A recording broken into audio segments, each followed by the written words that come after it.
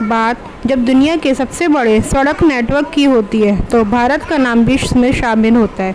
सड़कों की मरम्मत और रखरखाव एक बड़ी जिम्मेदारी है, जिसके लिए स्टेट और नेशनल हाईवे पर कई किलोमीटर की दूरी पर टोल प्लाजा स्थापित किए गए हैं। हर एक्सप्रेसवे या हाईवे को टोल शुल्क एक जैसा नहीं होता, लेकिन कुछ नियम हैं जिनकी जानकारी आपको टोल टैक्स से राहत दिला सकती है।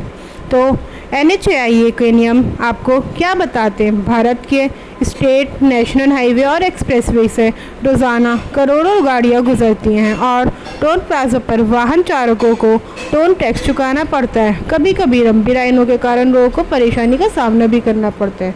हालांकि 2021 में नेशनल हाईवे अथॉरिटी यानी NHAI ने एक नियम लागू किया, जिसके तहत कोई भी वाहन टोल प्लाजा पर 10 सेकंड से अधिक नहीं रुक सकता। यदि रुकने का समय इससे अधिक होता है तो आपको बिना टोल टैक्स दिए निकलने की अनुमति है।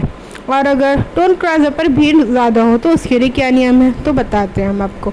NHAI के अनुसार अगर टोल प्लाजा पर भीड़ है या 10 सेकंड से अधिक रुकना पड़ रहा है तो आप निःशुल्क टोल का लाभ उठा सकते हैं। यदि आपको किसी समस्या का सामना करना पड़ता है तो उसके लिए आप NHAI की हेल्पलाइन नंबर 1033 मतलब 1033 पर संपर्क कर सकते हैं। और अगर आपको टोल टैक्स नहीं देना होगा तो उसका रूल है कि अगर आप टोल प्लाजा पर 100 मीटर के दायरे में वाहनों की लंबी लाइन लगी है और आप उस लाइन से बाहर हैं, मतलब उस लाइन पे जो टोल टैक्स पे पीली पट्टी होती है उससे बाहर है, तो आपको टोल टैक्स नहीं देना होगा। पर यदि आप उस पीली पट्टी की सीमा के भीतर हैं तो आपको टोल टैक्स चुकाना होगा। और इसके अलावा यदि आप टोल प्लाजा पर फास्टैग मशीन काम नहीं कर रही है तो भी आप टोल टैक्स से बच सकते हैं।